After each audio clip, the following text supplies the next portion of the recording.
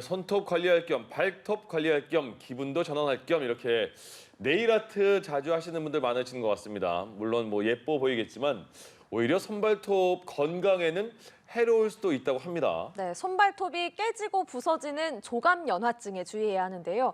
뉴스캐스터 연결해서 건강한 손발톱 관리법을 배워보겠습니다. 이민재 캐스터.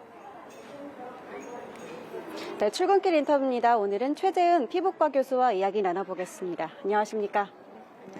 네, 가장 먼저 휴가철도 있어서 그런지 여름철에 네일 아트 하는 분들이 유독 많습니다. 이때 어떤 질환을 주의해야 할까요? 네, 네일 아트를 자주 하게 되면 손톱이 약해지면서 손톱이 쉽게 갈라지거나 부서지는 조갑연화증이나 아니면 손발톱 판이 바닥에서 떨어져서 벌어지는 조갑박리증이 유발될 수가 있고요. 2차적으로 그 틈을 통해서 곰팡이나 세균 감염이 될 확률이 올라가기 때문에 그런 감염 질환도 같이 동반되는 경우가 있습니다. 네, 그렇다면 네일 아트를 자주 하게 되면 조갑연화증에 걸리기 쉬운 걸까요? 네, 뭐 꼭 그런 건 아니겠지만 네일 아트를 자주 하게 되면 할 때 또 지울 때 지속적으로 노출이 되는 화학 물질들이나 또 네일 아트를 고정할 때 쬐는 자외선 등이 자극이 되어서 조갑연화증이 생길 가능성이 올라가게 됩니다. 네, 그렇다면 치료법이 있다면요? 일단은 불필요한 자극을 줄이셔야 되고요. 그리고 손발톱까지 포함해서 보습제를 자주자주 발라주시는 것이 좋습니다. 가장 흔한 강한 자극으로는 맨손으로 물리를 많이 하는 것, 특히 세제를 쓰는 것 등이 있고요. 그리고 손을 불필요하게 비누칠을 해서 자주 씻는 것도 역시 손발톱 판이나 피부 보호막을 다 깨뜨릴 수 있어서 주의가 필요합니다.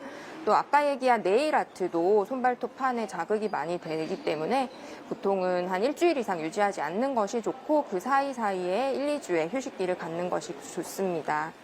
이렇게 해도 자연히 회복이 되지 않으실 때에는 병원에 오시면 병변내 주사 치료라든지 아니면 조갑 영양제 복용하는 방법이 있어서 오시면 좋겠고요.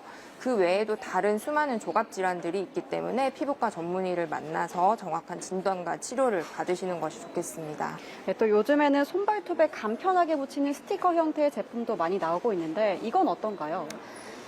뭐 스티커 제품이 편하기는 하지만 이제 지속적으로 붙였다가 뗐다가 하면 조갑판의 손상을 피할 수는 없는 거고요. 역시 뭐 접촉 피부염 가능성도 갖고 있습니다. 그리고 오래 유지를 하게 되면 그 제품과 손톱판 사이에 이물질이 끼거나 또 그걸로 해서 감염이 발생할 수 있기 때문에 역시 주의는 하셔야 합니다.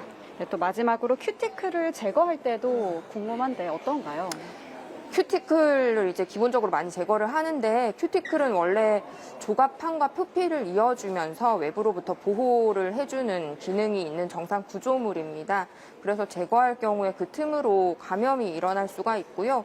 그 인접해서 바로 조각기질이라는 것이 있는데요. 이 조각기질이라는 것이 새로 손발톱판을 계속 만들어내는 곳입니다. 그래서 여기에 손상이 올 경우에는 영구적으로 손발톱판에 변형이 생기는 경우도 있기 때문에 큐티클은 갖고 계셔야 하는 정상 구조물 되겠습니다. 네, 오늘 말씀 고맙습니다. 지금까지 출근길 인터뷰였습니다.